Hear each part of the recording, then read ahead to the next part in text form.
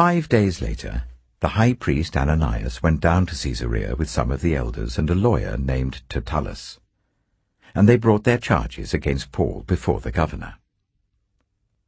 When Paul was called in, Tertullus presented his case before Felix. "We have enjoyed a long period of peace under you, and your foresight has brought about reforms in this nation. Everywhere and in every way, most excellent Felix, we acknowledge this with profound gratitude. But in order not to weary you further, I would request that you be kind enough to hear us briefly. We have found this man to be a troublemaker, stirring up riots among the Jews all over the world. He is a ringleader of the Nazarene sect, and even tried to desecrate the temple. So we seized him. By examining him yourself, you will be able to learn the truth about all these charges we are bringing against him." The other Jews joined in the accusation, asserting that these things were true.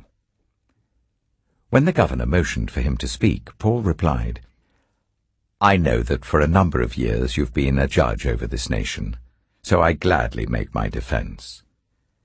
You can easily verify that no more than 12 days ago I went up to Jerusalem to worship. My accusers did not find me arguing with anyone at the temple, or stirring up a crowd in the synagogues, or anywhere else in the city. And they cannot prove to you the charges they're now making against me. However, I admit that I worship the God of our ancestors as a follower of the Way, which they call a sect. I believe everything that is in accordance with the law and that is written in the prophets. And I have the same hope in God as these men themselves have, that there will be a resurrection of both the righteous and the wicked.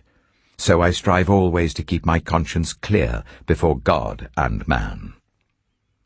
After an absence of several years, I came to Jerusalem to bring my people gifts for the poor and to present offerings. I was ceremonially clean when they found me in the temple courts doing this. There was no crowd with me, nor was I involved in any disturbance.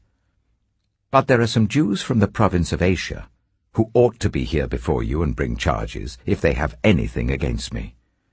Or these who are here should state what crime they found in me when I stood before the Sanhedrin, unless it was this one thing I shouted as I stood in their presence. It is concerning the resurrection of the dead that I am on trial before you today." Then Felix, who was well acquainted with the way, adjourned the proceedings. "When Lysias the commander comes," he said, "I will decide your case." He ordered the centurion to keep Paul under guard, but to give him some freedom and permit his friends to take care of his needs. Several days later, Felix came with his wife Drusilla, who was Jewish. He sent for Paul and listened to him as he spoke about faith in Christ Jesus. As Paul talked about righteousness, self-control, and the judgment to come, Felix was afraid and said, "That's enough for now. You may leave. When I find it convenient, I will send for you." At the same time, he was hoping that Paul would offer him a bribe, so he sent for him frequently and talked with him. When 2 years had passed, Felix was succeeded by Porcius Festus, but because Felix wanted to grant a favor to the Jews, he left Paul in prison.